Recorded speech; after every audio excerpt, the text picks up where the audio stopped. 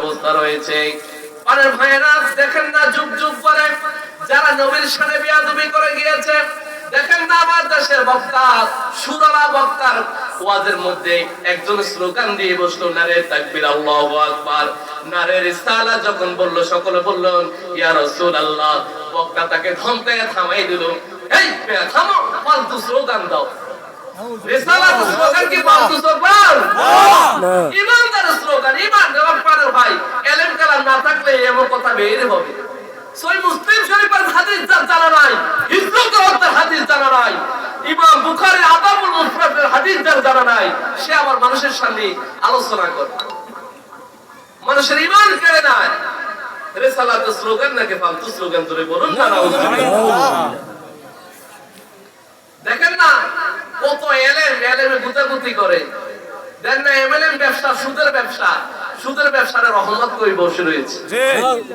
রহমত ইহসান হচ্ছে সমস্ত পৃথিবীর জন্য রহমত। নাউজুবিল্লাহ, নাউজুবিল্লাহ বলবেন না। এটা সুদ কখনো রহমত হতে পারে না। এমএলএম ব্যবসা এটা সুদের ব্যবসা। মানে ভাইরা, আপনি প্রত্যেকটি ফতোয়ার কিতাব খুলে দেখেন, মুস্তাহিলুল হুরবাতিল কাফির, যে ব্যক্তি হারাম জিনিসকে হালাল ফতোয়া দিবে, ওই মানুষটার আর ঈমান থাকে না, মানুষটা সঙ্গে সঙ্গে কাফির হয়ে যায়। ফতোয়ার কিতাব পড়ে না, শুধুই কেবল দলের দালালি, শুধু দালালি, দালালি ছেড়ে দেন ভাই। সময় আছে পারের ভাই। আমরা, আপনারা জানেন আমরা সারসিনা দরবারের খাদেম, আমরা রাজনীতি করি না ভাই। যদি আমি আওয়ামী লীগ করতাম তাহলে বিএনপির ভাই গাছ জ্বলত, আর বিএনপি করলে আওয়ামী লীগ ভাইদের গাছ জ্বলত। ভাই আমরা কোন দল করি না, আমাদের শুধু একমাত্র দল একটাই, শুধু লিল্লাহিয়াত। একটা মানুষগুলোকে, খারাপ মানুষটারে ভালো করব কিভাবে, শুধুই আমাদের এই এতটুকুই। পাঁচ ওয়াক্ত নামাজের সাথে সাথে আওয়ামের নামাজ, ইশরাকের নামাজ, তাহাজ্জুদের নামাজ, জিকির, দুরূদ শরীফ। এই যে এশার পরে আমাদের হুজুর, আমি যাকে নিয়ে আসছি, এশার পরে দুরূদ শরীফ পড়াইছে, আপনাদের পড়াইছে, আমাদের কন্টিনিউ আমল। আরে ভাই এদের করতে হবে। আবু জাফর সালেহ রাহমাতুল্লাহ আলাইহি বলেছে, যেই ব্যক্তি এই ফরজ ইবাদতের সাথে সাথে এই নফল ইবাদতগুলো করবে না, সে যেন আমার মুরিদ দাবি না করে। আমরা সেই পীরের মুরিদ। এজন্য পারের ভাই, আমাদের জবান দিয়ে এমন নোংরা কথা বের হয় না। নিয়ত আছে মরণ পর্যন্ত বের হবেও না। এরপরের ভাইরা, আল্লাহ পাক তোমার আমার নবীর অনেক সম্মান দিয়েছে। নবীর বিরুদ্ধে কলম ধরো না। এই যে আজকে মাহফিলে তাবারক হবে, তাবারক দিবে। আচ্ছা, তাবারক জিনিসটা হালাল না হারাম? হালাল। এই যে যেই পশুটা কুরবানি করেছে, ত্যাগ করানো জবাই করেছে, এই পশুটা কি আল্লাহু আকবার বলে জবাই করছে না? আল্লাহু আকবার বলে জবাই করলে এটা হালাল না হারাম? হালাল। আচ্ছা ভাই, এখন এই তাবারকটা হালাল জিনিসটা যে ব্যক্তি গুয়ের সাথে তুলনা করবে, তার ঈমান থাকবে না? বলেন না। তাবারকটা এই গুয়ের সাথে তুলনা করছে, দেখেন না মৃত্যুর পূর্বে, দেখেন না অপমানিত হয়ে মারা গেছে। ভাই একবার বলেছে, আপনি আমার শত্রু না। আমি আপনার শত্রু না ভাই, খোদার কসম বলি, তোমাকে ঘাই দিয়ে আঘাত করে কথা বলার আমার এই মূল মাকসাদ না। শুধুই মাত্র এতটুকু আমার মাকসাদ, তুমিও রাসূলের উম্মত, আমিও রাসূলের উম্মত। তুমি আল্লাহর বান্দা, আমিও আল্লাহর বান্দা। আমার জবান দিয়ে এমন নোংরা কথা বের হয় না, তোমার মুখ দিয়ে কেন বের হবে? তুমিও তো আলেম, আমিও তো আলেম। এজন্য পারের ভাইরা, নবীর বিরুদ্ধে কথা বলবেন না, নবীর সালামের বিরুদ্ধে ফতোয়া দিবেন না। আল্লাহর নবী কিন্তু রওজা পাক থেকে সকল কিছু দেখতেছে। আল্লাহ পাক আমার আপনার নবীকে কিয়ামত পর্যন্ত দেখাবে। আমি আপনাকে আলোচনা করে শুনাইতেছি, তাও আল্লাহর নবী দেখতেছে। পানের ভাইরা, নবীর বিরুদ্ধে কলম ধরলে কি হয় পানের ভাই, ভালো করে খেয়াল করো। বনী ইসরাইলের পয়গম্বর মুসা কালিমুল্লাহর তাওরাত কিতাবের হাফেজ আবুল হারিসের জীবনী খুলে দেখেন। একটু দরুদ শরীফ পড়েন, সাল্লাল্লাহু আলা মুহাম্মদ সাল্লাল্লাহু আলাইহি ওয়াসাল্লাম, সাল্লাল্লাহু আলা মুহাম্মদ সাল্লাল্লাহু আলাইহি ওয়াসাল্লাম, ওয়া মুহাম্মাদুনা ওয়া সাইয়্যিদুনা।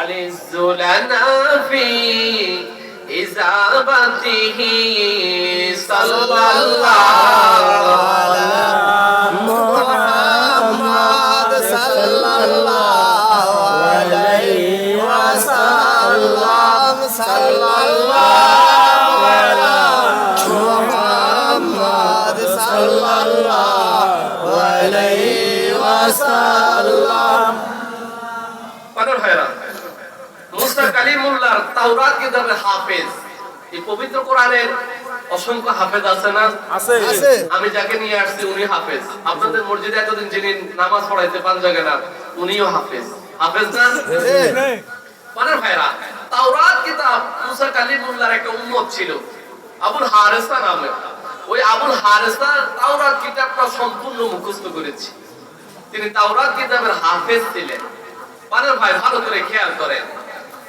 তাওরাত কিতাবের হাফেজ আবুল হারেসা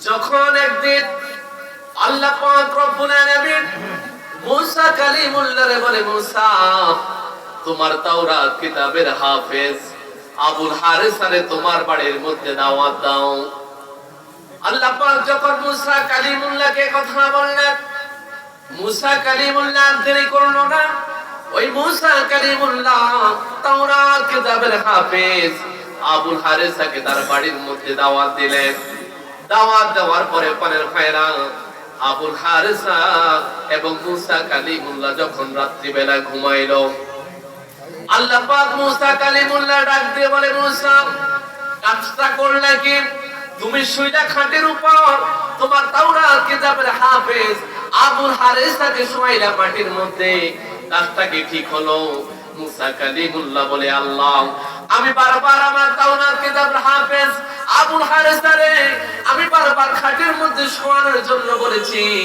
আমার তাওরাত কিতাবের হাফেজ আবুল হারেসা শুইতে বারণ করেছে তিনি শোয় নাই আল্লাহ আমার কোনো অপরাধ নাই আমি তারে বারবার বলেছি এই কথা বলার পরে আল্লাহ পাক বলে মুসা তাওরাত কিতাবের হাফেজ আবুল হারেসাকে খাটের মধ্যে শোয়াও আর তুমি তুর পাহাড়ে চলে আসো তোমার সাথে আমার প্রেমের আলাপ রয়েছে জোরে বলুন সুবহানাল্লাহ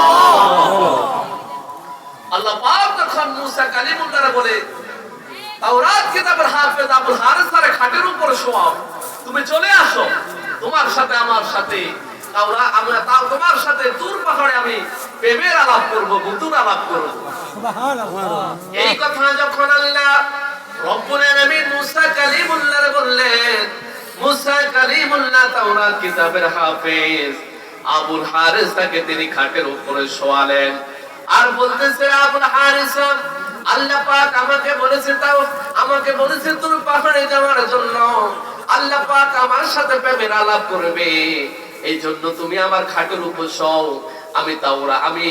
আমি তুর পাহাড়ের উদ্দেশ্যে রওনা হয়ে গেলাম যখন আল্লাহ নবী মুসা কালিমুল্লাহ তুর পাহাড়ের উদ্দেশ্যে রওনা হয়ে গেলেন হওয়ার পরে পথের মধ্যে যাওয়ার পরে এখনো তুর পাহাড়ে যাইতে পারে নাই আল্লাহ রব্বুল আলামিন বলে রে মুসা তুর পাহাড়ে আসা দরকার নাই তুমি তোমার বাড়ির মধ্যে চলে যাও মুসা কালিমুল্লাহ বলে আল্লাহ তোমার লীলা বুঝলাম না তোমার খেলাটা আমি বুঝলাম না কিছুক্ষণ পূর্বে তুমি আমারে বলেছো তুর পাহাড়ে আসতে আমার সাথে কথা বলবা এখন আবার আমারে বলতেছো আমি বাড়ির মধ্যে চলে যাইতাম আমি তো বুঝলাম না তোমার খেলাটা এরপরে ভাই আল্লাহর লীলা বুঝা বড় দায় আল্লাহর পয়গম্বর মুসা কালিমুল্লাহ যখন আবারও বাড়ির উদ্দেশ্যে রওনা হয়ে গেলেন রওনা হওয়ার পরে যখন তিনি ঘরের মধ্যে আসলেন আসার পরে দরজাটা এইভাবে নক করলেন টোকা দিলেন টোকা দেওয়ার পরে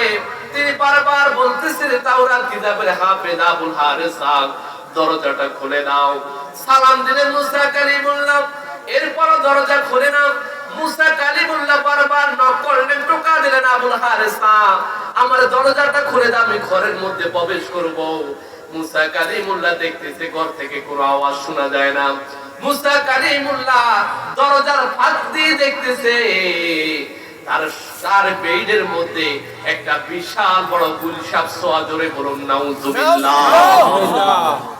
বিশাল বড় এক গুলশাব এই বেডের মধ্যে চোখের মধ্যে শুয়ে রয়েছে মুসা কালিমুল্লাহ দরজাটা ভেঙে ঘরের ভিতরে প্রবেশ করে একটা লাঠি পেল, লাঠিটা হাতে নিল, নেওয়ার পরে বাড়ি মারবে, বলবে আজকে তোরে মেরে ফেলে দিব, তুই আমার তাওরাত কিতাবের হাফেজ আবুল হারেসারে খেয়ে ফেলেছ। আল্লাহর কুদরতে গুলশাপের জবানটা আল্লাহ পাক খুলে দিয়েছে। গুলশাপ বলতেছে আমি গুলশাপ না, আমি আপনার তাওরাত কিতাবের হাফেজ আবুল হারেসা। জোরে বলুন নাউজুবিল্লাহ। আল্লাহ পাক রব্বুল আলামিনের পয়গম্বর মুসা কালিমুল্লাহ বলে এখন আমার হাত থেকে জীবন বাঁচানোর জন্য বুঝি মিথ্যা কথা বলো? বলে না না ওগো আল্লাহর পয়গম্বর মুসা কালিমুল্লাহ, না না আমি তোমার হাত থেকে বাঁচানোর জন্য মিথ্যা কথা বলি না। আল্লাহ পাক আমারে গুলশাপে পরিণত করে দিয়েছে। বলে কেন তোর গুলশাপে পরিণত করে দিয়েছে? তখন তাওরাত কিতাবের হাফেজ আবুল হারিসা বলতেছে আমি আল্লাহ পাক রব্বুল আলামিন এই তাওরাত কিতাবটা তোমার উপর নাযিল করেছে। এই তাওরাত কিতাবটা আমি মুখস্থ করেছি। কতটি আয়াত রয়েছে, কতটি নকতা রয়েছে, শুধুই কেবল আমি আবুল হারিসা জানি, আর পৃথিবীর জমিনে কোনো মানুষ জানে না। আমি দেখলাম এই তাওরাত কিতাবের মধ্যে আহমদ আর মুহাম্মদের নাম 300 বার আমি 300 বারে দেখেছি, আর শুধুই কেবল তুমি মুসা কালিমুল্লাহর নাম মাত্র 70 বার পেয়েছি। এই জন্য আমি দেখেছি পৃথিবীর কোনো মানুষ জানে না। আমি চিন্তা করেছি আহমদ আর মুহাম্মদের নামটা কমাবো, আর তুমি মুসা কালিমুল্লাহর নামটা আমি বাড়াবো। আমি অন্য সময় পাই না নামটাকে তাকসিস করার জন্য, মুসা কালিমুল্লাহর নামটা বাড়ানোর জন্য, আহমদ আর মুহাম্মদের নামটা কমানোর জন্য। আজকে যেহেতু তুমি আমাকে দাওয়াত দিয়েছো তোমার বাড়ির মধ্যে, আমি আসলাম। আসার পরে আমি আজকে একটা সুযোগ পেয়েছি, যেহেতু তুমি দূর পাহাড়ে চলে গিয়েছো আল্লাহর সাথে কথা বলার জন্য, এই পাখে আমি সুযোগ পেয়েছি। এই জন্য আমি সুযোগ পেয়েছি আজকে এই সময়টা আহমদ আর মুহাম্মদের নামটা কমাবো, তুমি মুসা কালিমুল্লাহর নামটা আমি বাড়াবো। যখন আমি কলমটা ধরতে গেলাম আল্লাহ পাক রব্বুল আলামিন আমাকে গুলশাপে পরিণত করে দিয়েছে। জোরে বলুন নাউজুবিল্লাহ। কার সাথে বেয়াদবি করেছে দেখেন। গুলশাপে যখন পরিণত হলো আল্লাহ পাক রব্বুল আলামিনের কাছে যখন গুলশাপটা কান্নাকাটি শুরু করে দিল, মুসা কালিমুল্লাহরে বলে আমি না আপনার তাওরাত কিতাবের হাফেজ আবুল হারেসা, আপনি তো আল্লাহ পাকের পয়গম্বর নবী মুসা কালিমুল্লাহ, আল্লাহ পাক আপনার কথা শুনবে, আমাকে বলেন না আল্লাহ পাককে একটু মাফ করে দেওয়ার জন্য। মানে ভাইরা মুসা কালিমুল্লাহ যখন আল্লাহর কাছে দরখাস্ত করে বসলেন, আল্লাহ ও আল্লাহ আমার তাওরাত কিতাবের হাফেজ আবুল হারেসাকে কি মাফ করে দেওয়া যায় না?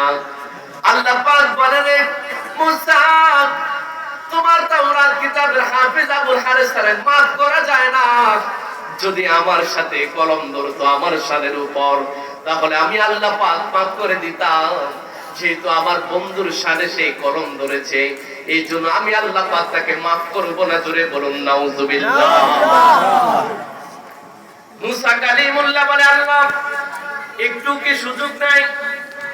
আচ্ছা পানের ভাই আপনি যদি আমাকে একটা দরখাস্ত দেন যে প্রিন্সিপাল হুজুরের কাছে জি পৌঁছাই দিতে, এখন আমি যদি বলি ভাই সুযোগ নাই, এখন আপনি বারবার যদি আমাকে রিকোয়েস্ট করেন হুজুর একটু কি সুযোগ নাই, একটু কি মানে একটা কোনো পথ নাই মানে হুজুর কাছে যাওয়ার, এভাবে বলবেন না? মুসা কালিমুল্লাহ বারবার আল্লাহর কাছে বলে আল্লাহ একটু কি সুযোগ নাই মাফ করে দেওয়ার জন্য? মায়া পানের ভাই, মহব্বত এমন এক জিনিস। মুসা কালিমুল্লাহর অনেক ভালোবাসতো আবুল হারেসা, আবুল হারেসা তো মুসা কালিমুল্লাহ অনেক ভালোবাসতো। এই জন্য বারবার আল্লাহর কাছে রিকোয়েস্ট করে আল্লাহ একটু কি সুযোগ নাই? আল্লাহ পাক যখন মুসা কালিমুল্লাহ বলে আল্লাহ একটু কি সুযোগ নাই আমার তাওরাত কিতাবের হাফেজ আবুল হারেসাকে মাফ করে দেওয়ার জন্য? আল্লাহ পাক বলে একটা সুযোগ রয়েছে।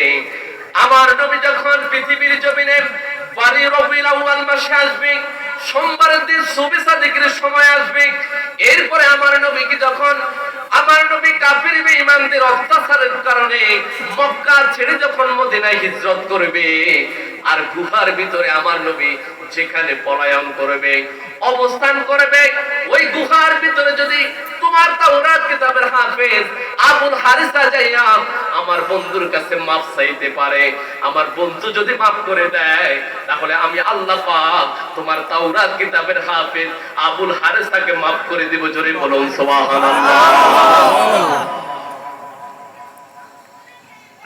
গুহার ভিতরে মাফ চাইলে আল্লাহ পাক মাফ করে দিবে। নবীর শানে বেয়াদবি করলে কি অবস্থা হয় দেখেন। এ ভাই, একবারে বলেছি, তুমিও আল্লাহর বান্দা, রাসূলের উম্মত, আমিও আল্লাহর বান্দা, রাসূলের উম্মত। আমি তোমার ঈমান কেড়ে দেওয়ার জন্য আসি নাই। আমি যদি আমিলি করতাম তাহলে তুমি বলতা আমি আমিলিকের দিকে তোমাকে ডাকতেছি। না ভাই, একবারে বলেছি আমি রাজনীতি করি না।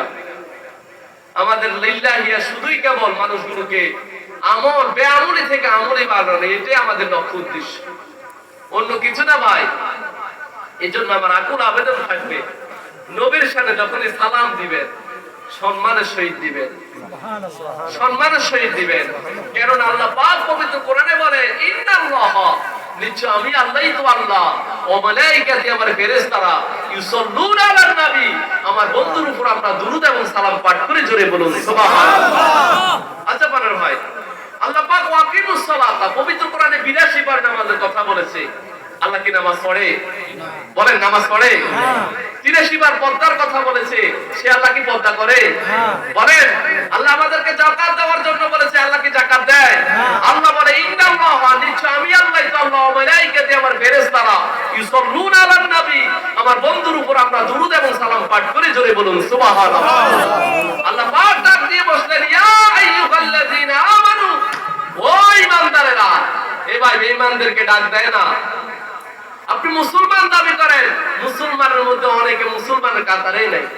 আপনি জানেন না ভাই, আপনার ঈমান চলে গেছে, আপনি কোন সময় আপনি বলতেই পারেন না। বাপ দাদা মুসলমান বলে আপনি দাবি করে রয়েছে। আপনি বুখারী শরীফের হাদিস পড়লে বুঝবেন, লা ইয়াজনি জানি হিনা ইয়াজনি ওয়া হুয়া মুমিনুন, ওয়া লা ইয়াসরিকু সারিকু হিনা ইয়াসরিকু ওয়া হুয়া মুমিনুন, ওয়া লা ইয়াশরাবুল খামরা হিনা ইয়াশরাবু ওয়া হুয়া মুমিনুন। পারের ভাইরা, 5টা কারণে মানুষের ঈমান থাকে না। লা ইয়াজনি জানি হিনা ইয়াজনি ওয়া হুয়া মুমিনুন, যখন কোন মানুষ জিনা করে তখন ওই মানুষটার আর ঈমান থাকে না, সঙ্গে সঙ্গে মানুষটার ঈমান চলে যায়। জোরে বলুন নাউযুবিল্লাহ। ওয়া লা ইয়াসরিকু সারিকু হিনা ইয়াসরিকু ওয়া হুয়া মুমিনুন, যখন কোন মানুষ অপর মানুষের ধন সম্পদ চুরি করে, চুরির একটা পানের ভাই এখানে ব্যাখ্যা রয়েছে, সম্পদ কতটুকু চুরি করলে ঈমান চলে যায়। এক কথা হলো, চুরি করলে ওই মানুষটার আর ঈমান থাকে না, মানুষটার ঈমান চলে যায়। জোরে বলুন নাউযুবিল্লাহ। যখন কোন মানুষ ডাকাতি করে, ডাকাতি করতে গিয়ে রাস্তাঘাটের মধ্যে যখন চোখটা রাঙায়, চোখটা লাল হতে দেরি, তার দেহ থেকে ঈমানটা বের হতে দেরি হয় না। জোরে বলুন নাউযুবিল্লাহ। সুদ খাইলে পানের ভাইরা মানুষের ঈমান থাকে না। এই জন্য আমরা অনেকে মুসলমান ঈমানদার দাবি করে বসে রয়েছে, কিন্তু ঈমানটা চলে গেছে খবর নাই। এরপরে ভাইরা, মান তারাকা সালাতা মুতাআম্মিদান ফাকাদ কাফারা, আল্লাহর নবী বলেন, যে ব্যক্তি ইচ্ছাকৃতভাবে এক ওয়াক্ত নামাজ তরক করবে, ওই মানুষটার আর ঈমান থাকে না, মানুষটা কাফের হয়ে যায়। জোরে বলুন নাউযুবিল্লাহ। এই জীবনে কত ওয়াক্ত নামাজ শেষ করেছে? কয় ওয়াক্ত নামাজ পড়েন না বলেন? এটা তো আমার মানানোর কথা না, আল্লাহর হাবিব বলেছে ভাই। তাহলে আহলে সুন্নাত ওয়াল জামাতের আকীদা হচ্ছে, আর ফতোয়ার ভাষা হচ্ছে, এই নামাজ যদি কোনো মানুষ তরক করে, এক কথা পড়ে নাই, ওই মানুষটার কবিরা গুনাহ হয়েছে। ফতোয়ার ভাষা হচ্ছে, ইন্নাস সগীরাতা তাজিরু ইলাল কাবীর ওয়া ইন্নাল কাবীরাতা তাজিরু ইলাল কুফর। সগীরা গুনাহ বারবার করলে কবিরা হয়, আর কবিরা গুনাহ বারবার করলে মানুষ কাফেরে পরিণত হয়ে যায়। জোরে বলুন নাউযুবিল্লাহ। যে মানুষটা বারবার নামাজ পড়বে না, ওই মানুষটার আর ঈমান থাকে না, মানুষটা কাফের হয়ে যায়। জোরে বলুন নাউযুবিল্লাহ। আপনি যদি সুদ খান, বারবার সুদ খাইলে আপনার ঈমান থাকে না, ওই মানুষটা কাফের হয়ে যায়। জোরে বলুন নাউযুবিল্লাহ। আমার কথা না ভাই, আপনি ফতোয়ার কিতাবগুলো খুলে দেখেন। আমি শুধুই কেবল কিতাবের ভাষাগুলো আপনাদের সামনে তুলে ধরেছি, আমি কোন কিতাব লিখি না ভাই। কিতাবে যা লেখা আছে কতটুকুই বলতেছি। আল্লাহ পাক প্রত্যেককে বুঝার মতো তৌফিক দান করে, সকলে বলুন আমিন।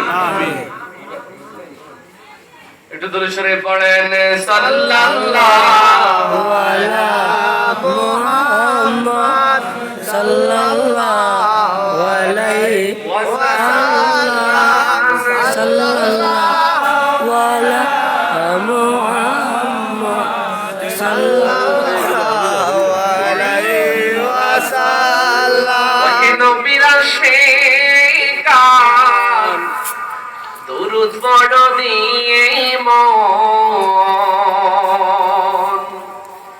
জীবন থাকিতে কবু ভুলো নাও নামে সাল্লাল্লাহু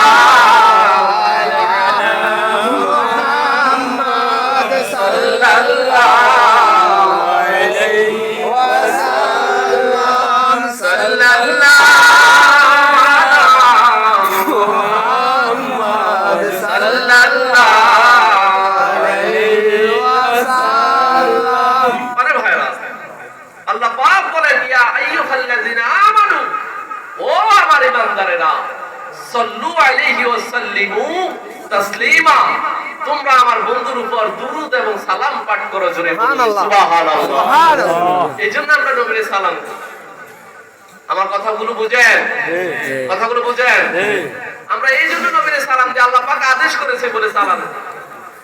নয়তো বা নবীর সালাম দিতাম না পরের ভাই ভালো করে খেয়াল করে আল্লাহ পাক আদেশ করেছে নবীকে সালাম দেওয়ার জন্য এই জন্য আমরা সালাম দিই নবীরে দাঁড়ায় কেন সালাম দেয় এখন আপনাদের যাদের ঈমান দুর্বল তারা বলতে বসে তো দিতে পারেন দাঁড়ান কেন ভাই এই যে আমি কিছুক্ষণ আগে আপনাদের হাদিসটা তুলে ধরেছি আল্লাহর নবীকে আল্লাহ পাক পৃথিবীর সবকিছু কিয়ামত পর্যন্ত দেখার মতো পাওয়ার দিছে না এই জন্য পারে ভাই নবী দেখে বলে নবী এসে গেছে এই কারণে ভাই আমরা দাঁড়াই না আমরা এই আকীদা পোষণ করি না নবী এসে গেছে এই জন্য দাঁড়াই না ভাই আল্লাহর নবী রওজা পাক থেকে দেখে বলে নবীর সম্মান সহিত আমরা দাঁড়াইয়া দাঁড়াইয়া সালাম দিই অন্য কারণে না ভাই আর নবী যে আসতে পারে না এমন এই কথাও ঠিক আছে পারে ভাই নবী আসতে পারে এই আকীদাও ঠিক সেটা আল্লাহ এবং তার রাসূলের ইখতিয়ার আমাদের ইখতিয়ার না ভাই আল্লাহর ওলিদের জীবনে পড়লে বুঝবেন অনেক জায়গার মধ্যে আল্লাহর নবী স্বয়ং এই ওলিদের জানাজার মধ্যে হাজির হয়েছে এটা পড়লে বুঝবেন ঘরের ভাই এরপরে ভাইরা এই জন্য আল্লাহর নবী বলেন আউলান নাসি বিয়াউমিল কিয়ামাতি আকসারুহুম আলাইহিস সালাত জোরে জোরে বলুন আল্লাহু আকবার আল্লাহর হাবিব বলেন যে কিয়ামতের মাঠে মা তার সন্তানের দিকে তাকাবে না যদি নেককার হয় তাহলে তাকাবে স্ত্রী তার স্বামীর দিকে তাকাবে না যদি নেককার হয় তাহলে তাকাবে যে সন্তানরে না খাওয়াইয়া তুমি তোমার সন্তানরে যে বাবা নিজে না খাইয়া নিজের সন্তানরে খাওয়াইলো সেই সন্তান পর্যন্ত মা বাবার দিকে কিয়ামতের দিকে তাকাবে না তুমি নেককার যদি হয় তাহলে তাকাবে আল্লাহর নবী বলেন কিয়ামতের মাঠে যখন মানুষগুলো তোমাকে দেখে দৌড়িয়ে পালিয়ে যাবে কেউ তোমার নিকটবর্তী হবে না আল্লাহর নবী বলেছেন আউলান নাসি বিয়াউমিল কিয়ামাতি আকসারুহুম আলাইহিস সালাত পৃথিবীর জমিনে আমার যে উম্মতটা আমি রাসূলকে বেশি করে ভালোবেসে অধিক পরিমাণে দুরূদ এবং সালাম পাঠ করবে ওই মানুষটা কিয়ামতের মাঠে আমার সাথে একসাথে হাসর নাসরে থাকবে নবী যদি আপনার সাথে একসাথে হাসর নাসরে থাকে আপনার চিন্তার কোনো কারণ আছে না এরপরে ভাইরা নবীর অনেক সম্মান অনেক মর্যাদার নবী আল্লাহ পাক তোমার আমার নবীকে দিয়েছে এই জন্য অধিক পরিমাণে যে ব্যক্তি পৃথিবীর জমিনে দুরূদ সালাম পাঠ করবে নবীকে যদি আপনি স্বপ্নে দেখতে হয় পরের ভাইয়েরা আমার মাদ্রাসার একটা ছাত্র রয়েছে যিনি এই পর্যন্ত এই ছাত্রটা দুইবার রাসূলের জিয়ারত হয়েছে শুধু কেবল তাই না পরের ভাই ওই ছাত্রটার বড় ভাই আমার মাদ্রাসাতে পড়ে না আপনাদের এইদিকে নোয়াখালীর দিকে কোন ভার্সিটির জানি পড়ে আমার মনে আসতেছে না আমি যখন রাসূলের কিয়াম টান দিয়েছিলাম, রাসূলের শানে যখন কিয়াম টান দিয়েছিলাম, সঙ্গে সঙ্গে তার রাসূলের জিয়ারত হয়েছে। এরপরে ভাইরা সেই মানুষগুলোর সাথে আমি চলি। এরপরে ভাইরা এই মধ্যেই মাহফিলে আসার পূর্ব ওই সন্তানের বাবা আমাকে একটা ফু দিয়েছে, যিনি 4 তরিকার পায় কামেল পানের ভাইরা। ওই আল্লাহর ওলি কারবালার ভাই আমাকে ফু দিয়েছে। আমাকে বারবার বলে, আমি ওনাকে প্রশ্ন করে, যে তো আপনাকে কোনো কিছু প্রশ্ন করলে চক্ষুটা বন্ধ করে করে আপনি বলে দেন, তাহলে আমাকে একটু বলেন না আপনি কি এমন আমল করে আল্লাহর এত নৈকট্য লাভ করেছেন। ওই আমাকে বলতেছে, ওই আল্লাহর ওলিটা আমারে বলে, হুজুর আপনি পৃথিবীর জমিনে 5 ওয়াক্ত নামাজের সাথে সাথে আওয়ামী ইশার তাহাজ্জুদ নামাজ পড়বেন, হালাল হারাম বেশি বেশি করে চলবেন, বেশি চলবেন, তবে অধিক পরিমাণে জিকির করবেন। জিকির করলে অন্তরের কালিটা, ময়লাটা, দিলটা পরিষ্কার হয়। আর বেশি বেশি করে রাসূলের উপর দুরূদ সালাম পড়বেন, তাহলে রাসূলের সাক্ষাৎ পেয়ে যাবেন, আপনার কাশফটা ঘুরে যাবে। জোরে বলুন সুবহানাল্লাহ। যিনি যে ডাক্তার সেটি সেইটার ওষুধ বুঝে। আরে ভাইরা, এই যে কেউ গাইনি ডাক্তারের কাছে যায়, কেউ হাড়ের ডাক্তারের কাছে যায়, কেউ এক কথা হলো কেউ স্কিনের ডাক্তারের কাছে যায়। একজন এক একটা সাবজেক্ট নিয়ে পড়ালেখা করছে না, সবাই কি একই ডাক্তার? বলে ভাই, একজন এক এক ডাক্তার। এই মানুষটা যেহেতু তার কষ্টটা আল্লাহ পাক খুলে দিয়েছে, কিভাবে খুলছেন তিনি তো আমার চাইতে বেশি ভালো জানে। এই জন্য তারে প্রশ্ন করেছে, হুজুর কিভাবে আপনার এইভাবে কাশগুলো খুলে দিয়েছে আল্লাহ পাক?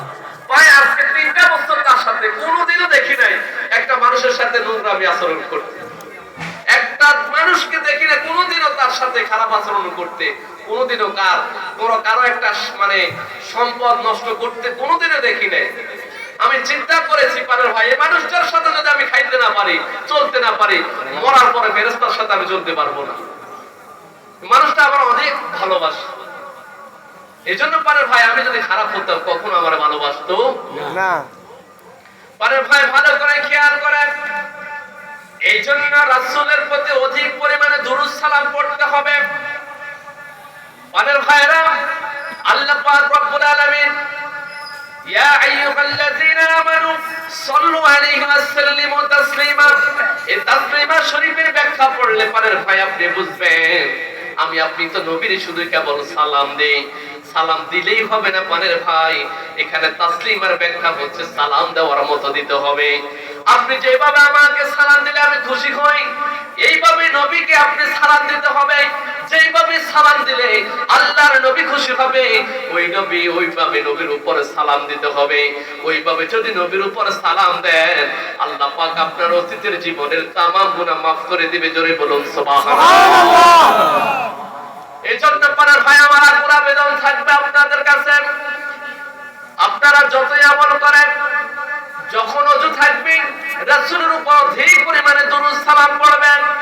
আর প্রতিদিন ঈশা নামাজ যখন আদায় করবেন, ওযুটা করে নামাজটা পড়ে দুরূদ শরীফ পড়তে পড়তে ঘুমাবেন।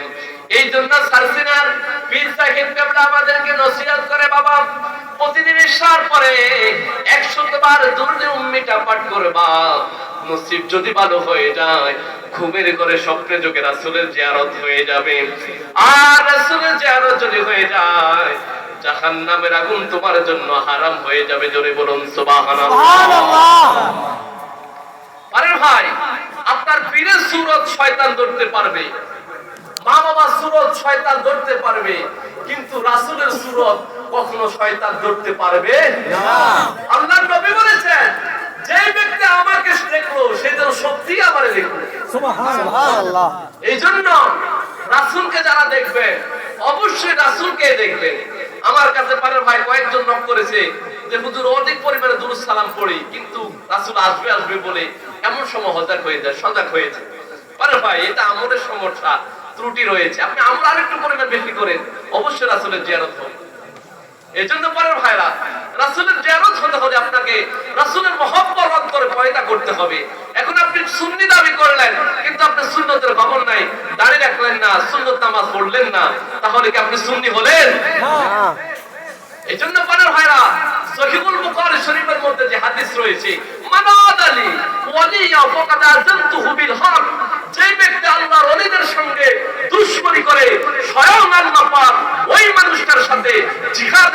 যায়, জোরে বলুন সুবহানাল্লাহ। সুবহানাল্লাহ। মানুষগুলো আল্লাহ পাকের নৈকট্য লাভ করে, বান্দা থেকে বন্ধুতে পরিণত হয় কিভাবে জানেন?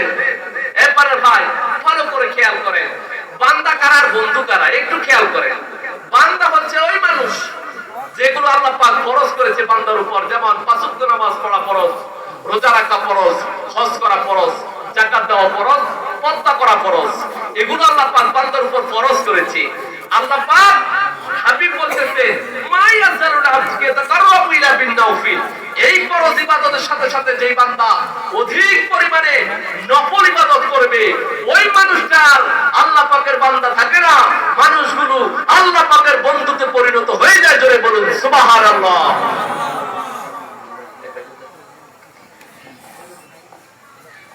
নারায়ে তাকবীর।